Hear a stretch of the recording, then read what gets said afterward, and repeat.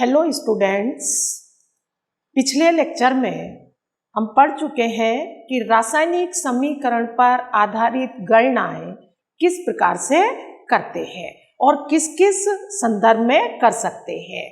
पिछले लेक्चर में ही मैंने बताया कि अणुओं की संख्या रासायनिक समीकरण से निकाल सकते हैं, आयतन संबंधित गणनाएं कर सकते हैं, द्रव्यमान संबंधित गणनाएं कर सकते हैं, मोल संबंधी गणनाएं भी कर सकते हैं। उसी पर आधारित कुछ न्यूमेरिकल आज हम सॉल्व करेंगे।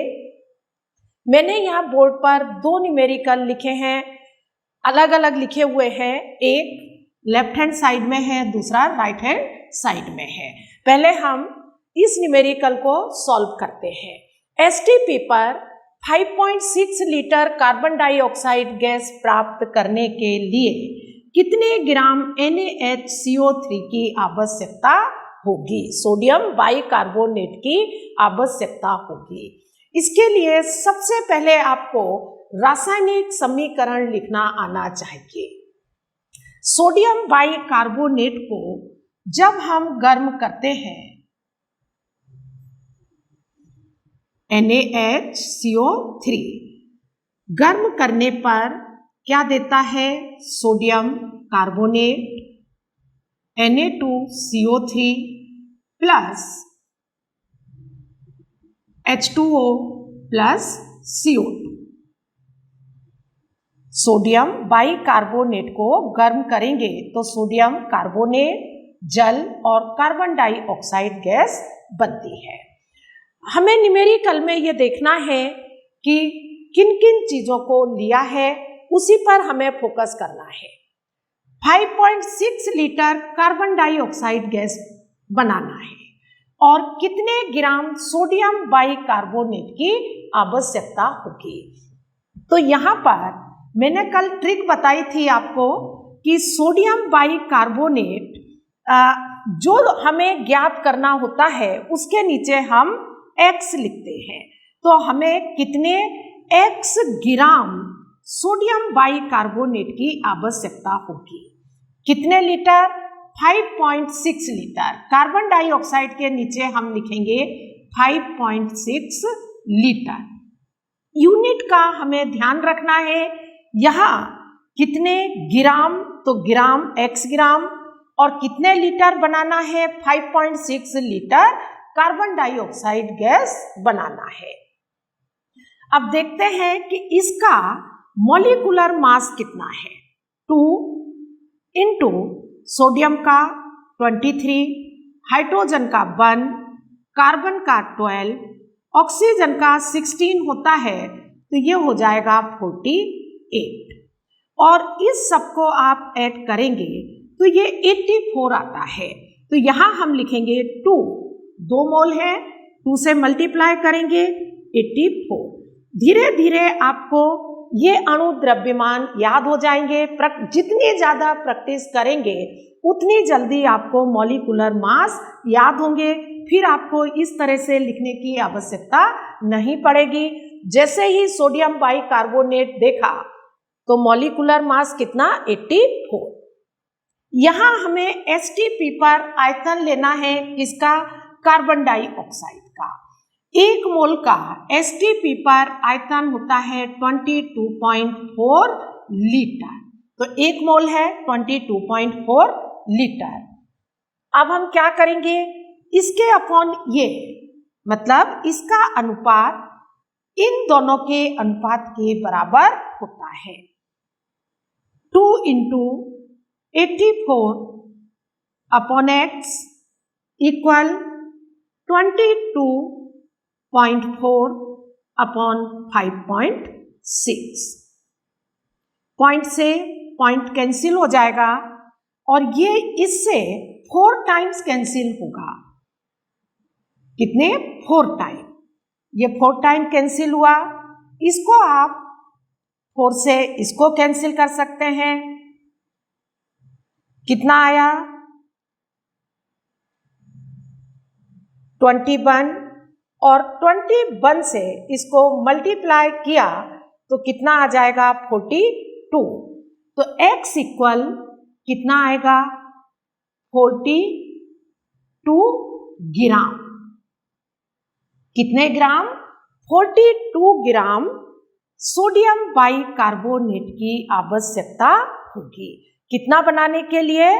5.6 लीटर कार्बन डाइऑक्साइड गैस बनाने के लिए। अब हम इसके बाद इस न्यूमेरिकल को सॉल्व करेंगे।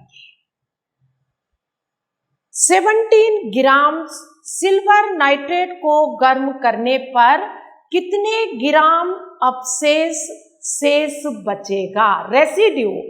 अभिक्रिया के बाद पात्र में कितना पदार्थ शेष बचेगा? पहले हम रिएक्शन लिखेंगे। AgNO3 सिल्वर नाइट्रेट को गर्म करते हैं तो क्या बनेगा? सिल्वर बनेगा। रिएक्शन आपको थोड़ा याद रखना पड़ेगी। सिल्वर बनेगा, साथ में नाइट्रोजन डाइऑक्साइड बनेगी और ऑक्सीजन बनेगी। रिएक्शन बैलेंस होना चाहिए। यहाँ पर ऑक्सीजन 3 है और यहाँ पर 4 है। अगर यहाँ 2 लिखें तो सिल्वर 2 हो गए, यहाँ भी 2 लिखा, सिल्वर यहाँ 2 हो गए, नाइट्रोजन 2 है, 2 हो गए। अब ऑक्सीजन देखते हैं, 2 2 जा 4 + 2 6 और 3 2 जा 6, तो यहाँ ऑक्सीजन भी बैलेंस हो गई। अब 17 ग्राम AgNO3 को गर्म करने पर कितने ग्राम अवशेष शेष बचेगा? न्यूमेरिकल को थोड़ा समझना है कि किसके बारे में पूछ रहे हैं। नाइट्रोजन डाइऑक्साइड गैस है, जब गर्म करेंगे तो ये पात्र से बाहर चली जाएगी। ऑक्सीजन भी गैस है, पात्र से बाहर चली जाएगी। पात्र में क्या बचेगा? सिल्वर बचेगा।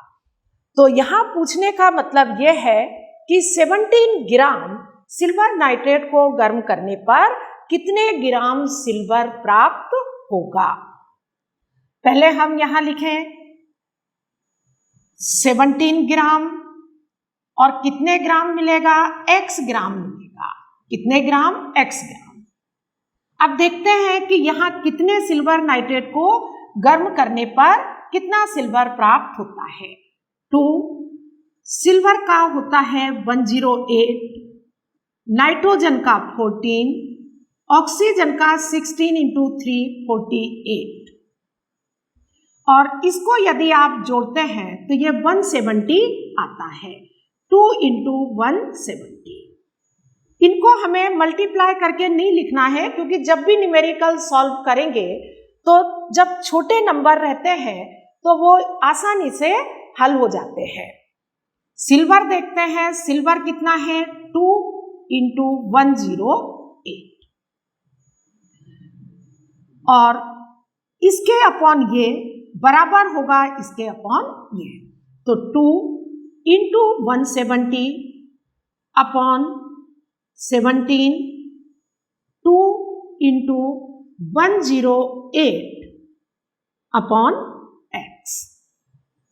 यहाँ पर ये 10 टाइम्स कैंसिल होगा, 2 से 2 कैंसिल होगा, x को इधर लाएंगे और 10 को नीचे लाएंगे तो इसको डिवाइड करेंगे तो ये आएगा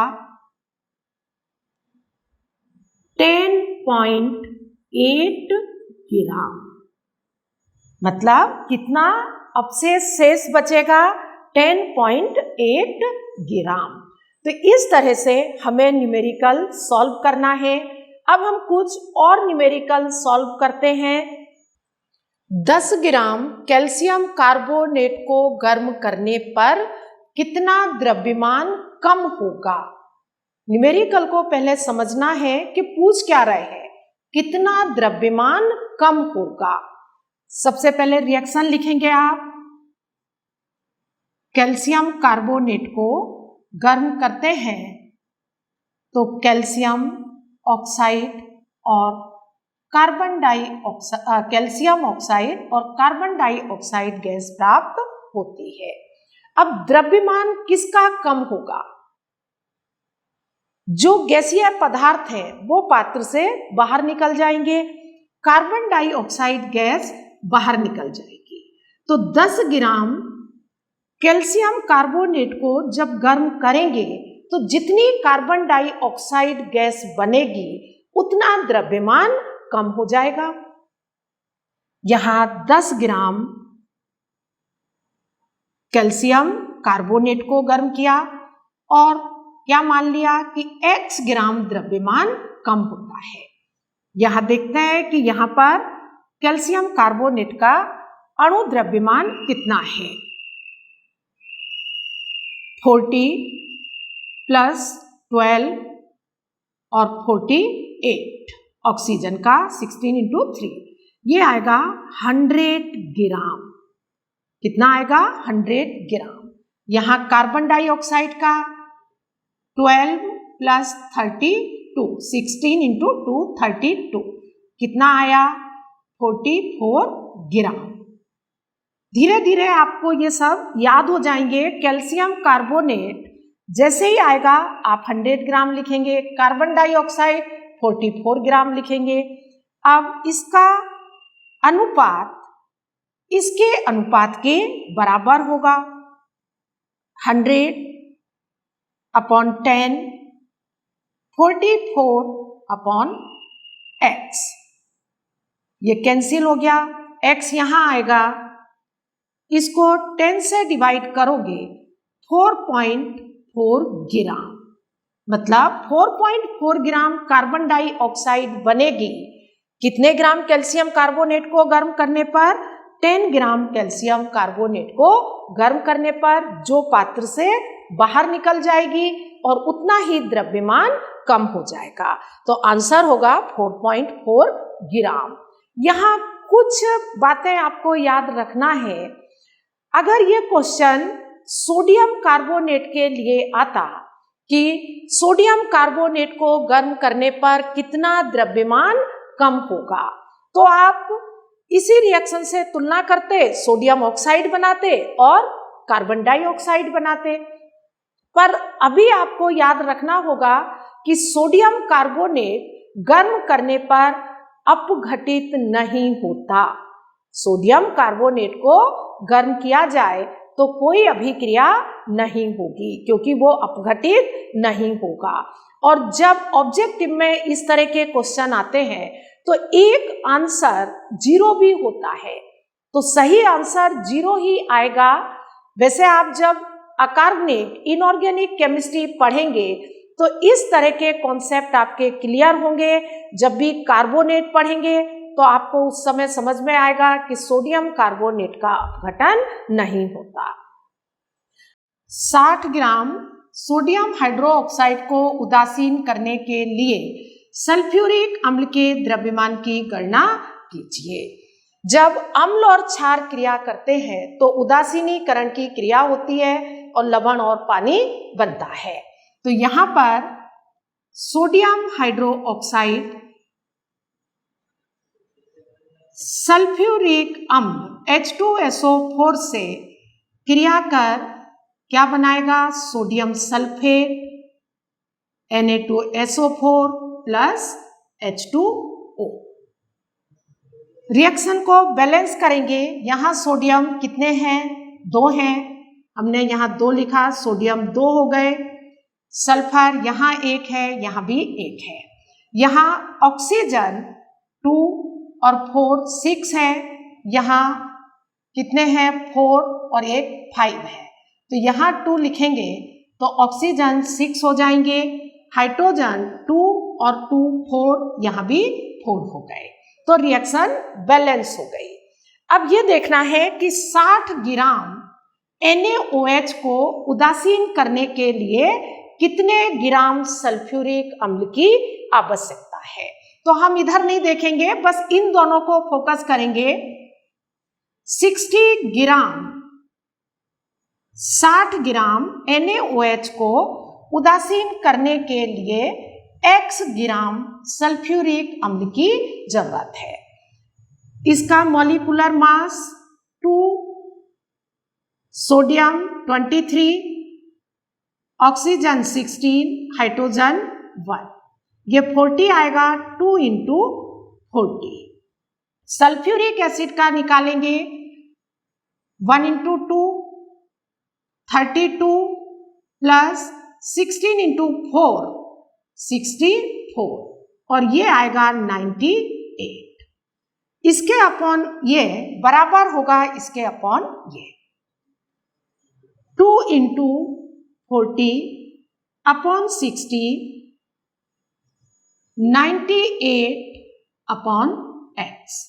ये 0 से 0 कैंसिल हुई और इसे 2 से कैंसिल करोगे तो ये आएगा 3।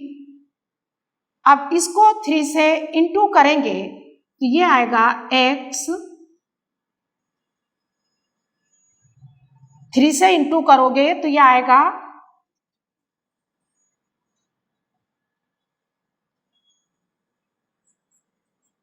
294 और अपॉन में क्या आ जाएगा 4। डिवाइड करोगे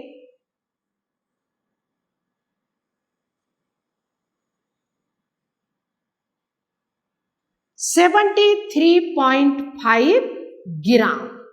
तो यहां पर 60 ग्राम NaOH को पूर्ण रूप से उदासीन करने के लिए कितने ग्राम 73.5 ग्राम सल्फ्यूरिक अम्ल की आवश्यकता होगी। अब हम कुछ और न्यूमेरिकल सॉल्व करते हैं। STP पर 2.24 लीटर हाइड्रोजन गैस प्राप्त करने के लिए कितने ग्राम जिंक की क्रिया तनु H2SO4 से कराना होगी। पहले आप रिएक्शन लिखेंगे। जिंक किससे क्रिया करेगा H2SO4 से, क्या बनेगा ZnSO4 प्लस H2। अब क्या पूछा है STP पर 2.24 लीटर, तो यहां कितनी 2.24 लीटर हाइड्रोजन गैस बनाना है और इसके लिए कितने ग्राम जिंक की आवश्यकता होगी, x ग्राम की होगी। अब यहां हम देखें जिंक का जो परमाणु द्रव्यमान है वो है 65 ग्राम। वैसे गिवन रहता है 65.3 होता है, तो हमने यहाँ राउंड फिगर में 65 ग्राम लिया और यहाँ पर कितनी STP पर हाइड्रोजन गैस बन रही है 22.4 लीटर। क्या आएगा 65 अपॉन x बराबर 22.4 अपॉन 2.24। इस पॉइंट को हटाएंगे, एक 0, 10 टाइम्स कैंसिल होगा और x को इधर ले जाएंगे, 10 को नीचे लाएंगे तो x इक्वल 65 अपॉन 10, ये आ जाएगा 6.5 ग्राम। कितना आएगा आंसर 6.5 ग्राम। अब इस न्यूमेरिकल को देखते हैं। इस तरह के भी न्यूमेरिकल पूछे जाते हैं। 50 ग्राम कैल्शियम कार्बोनेट से पूर्ण रूप से अभिक्रिया करने के लिए 50% शुद्ध HCl के कितने भार की आवश्यकता होगी। हाइड्रोक्लोरिक अम्ल की शुद्धता दी है यहाँ कि 50% शुद्ध है, कितनी आवश्यकता होगी। तो पहले तो हमें जितने हाइड्रोक्लोरिक अम्ल की अभिक्रिया के लिए आवश्यकता है उसे हम ज्ञात कर लेंगे। रिएक्शन लिखेंगे CaCO3 प्लस HCl, ये बनेगा CaCl2 plus H2O plus CO2। Reaction balance करेंगे। यहाँ क्लोरीन 2 है, यहाँ 2 लिखेंगे, कैल्शियम 1 है, यहाँ भी 1 है, कार्बन 1 है, कार्बन 1 है ऑक्सीजन 3 है, वहां भी 3 है, हाइड्रोजन 2, यहां भी 2, रिएक्शन बैलेंस हो गई। अब यहां पर HCl के कितने भार की आवश्यकता होगी, तो हम HCl के नीचे लिखेंगे x ग्राम HCl की आवश्यकता होगी। और कितने ग्राम? 50 ग्राम, ये 50 ग्राम। यहां कैल्शियम कार्बोनेट का अब आपको याद हो गया होगा, इसका मॉलिक्यूलर मास होता है 100 ग्राम।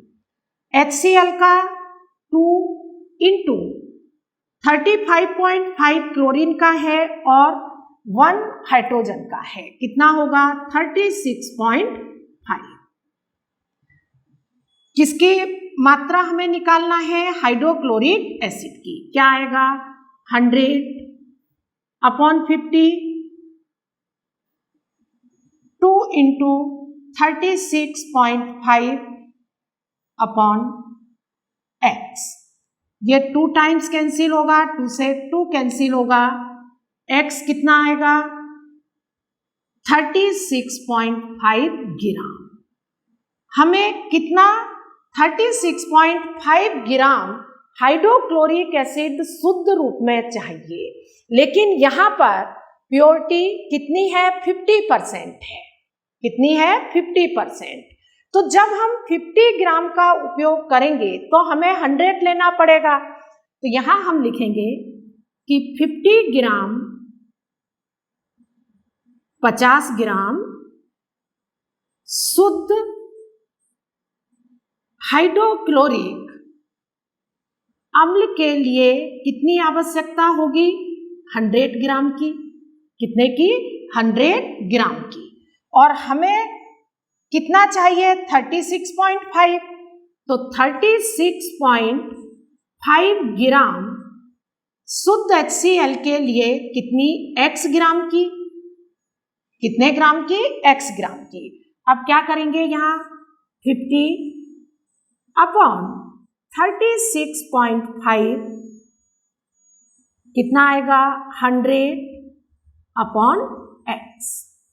यहां पर इससे कैंसिल करेंगे, 2 टाइम्स कैंसिल होगा, x को इधर लाएंगे। मैं यहां लिखती हूं आंसर, x इक्वल 2 से इसको इंटू करेंगे तो ये आएगा 73 ग्राम। कितना आ जाएगा? 73। इसको 2 से इंटू करेंगे, x यहाँ आ जाएगा, ये यहाँ जाएगा। तो हमें हाइड्रोक्लोरिक अम्ल कितना चाहिए? 73 ग्राम। तो इस तरह के भी न्यूमेरिकल एग्जाम में पूछे जाते हैं। आपकी बुक में बहुत सारे न्यूमेरिकल दिए हैं, उन पर आप प्रैक्टिस करें। Thank you for watching the video.